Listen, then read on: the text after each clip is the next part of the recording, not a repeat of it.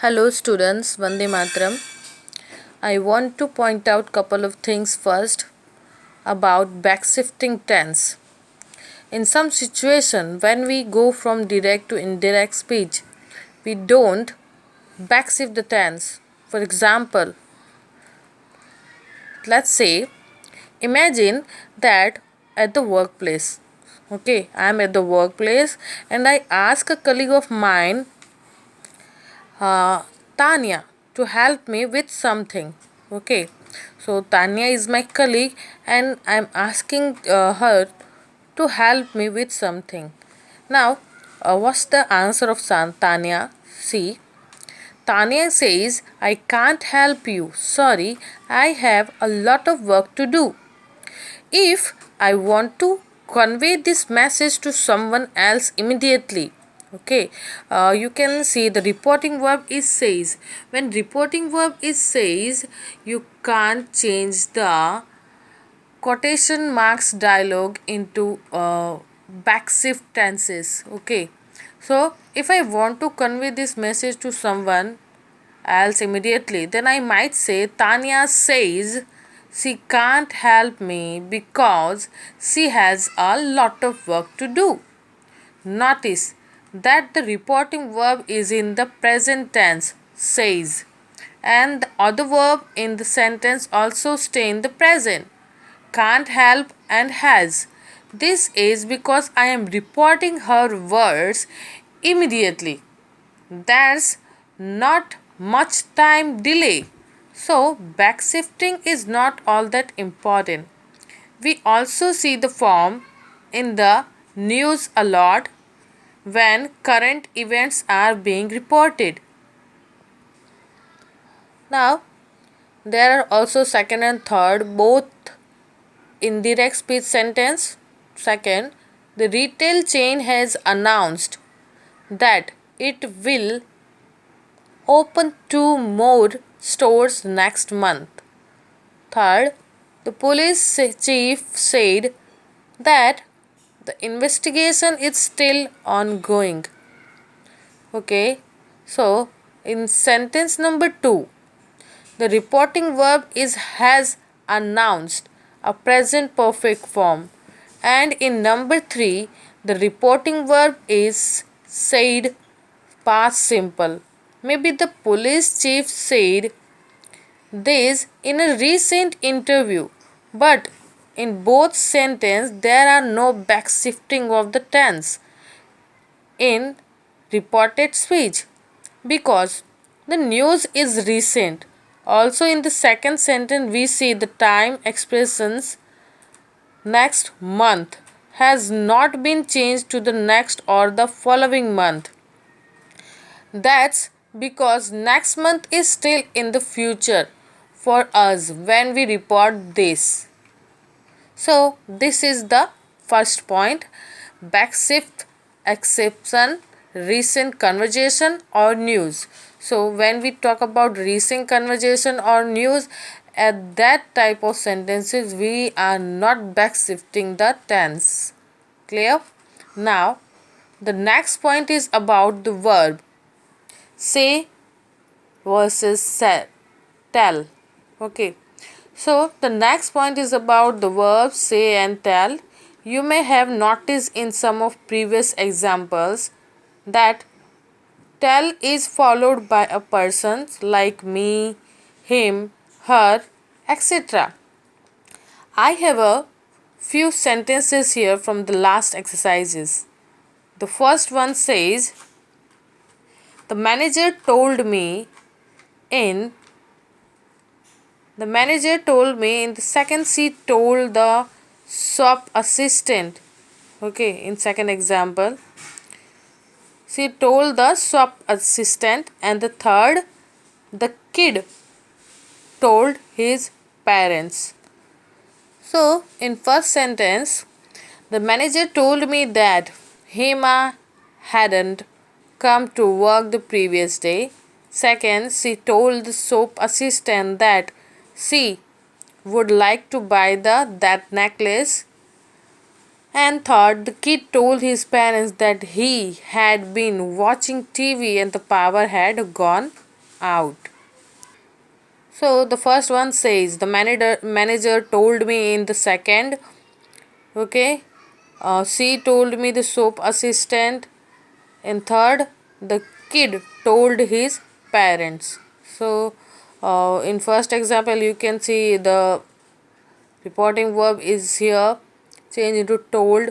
Second, she told the soap assistant, and third, the kid told his parents. Grammatically, this person which is using after reporting verb, that is indirect object. Okay, which are indirect object? So which is using the second person, that is indirect object after reporting verb, after reporting verb. Here indirect object is me, and here the soap assistant is indirect object. In third, his parents is indirect object. The rule is that the verb tell must take an indirect object, that is some person. Okay. Now, so if you remove that indirect object, it's grammatically incorrect. Now the verb say is the opposite of his. Okay. Say must not take an indirect object. When you use say, here there you can't use indirect object. So say must not take an indirect object. In all of these examples we can use say, but then we have to remove the indirect object. In fact, many English learners make the common mistake of putting an indirect object or the after say, like said me, said him. That's wrong and you should avoid it. In some situation you might see this form. The manager said to me, she said to the shop assistant, the kid said to his parents. This is grammatically correct, but it's not very common in speaking English. I am showing it to you so that you are aware of it. But if you need to include an indirect object, use tell. If you want to, and if you need to include indirect object, use tell. Like here, told me, told the soap assistant, told his parents. So his parents, soap assistant, and told, it is what? It is indirect object. If you want to use indirect object, use tell. Okay. If you do not want to use indirect object, remove that indirect object and use said. Okay. So this is grammatically correct using said too, but that is not very common. If you don't need an indirect object, use say. Alright, let's now move on and talk about changing questions from direct to indirect speech. So, before that, you can see I have also used said in reporting verb and remove indirect object. The difference between using tell and say, the manager told me. Here you can see in the first example. And when I use as a reporting verb said as a reporting verb, you can see the manager said that, she said that, the kid said that. Here I am not using indirect object when I use said as a reporting verb. Okay, so remember this, when you use tell as a reporting verb, use indirect object.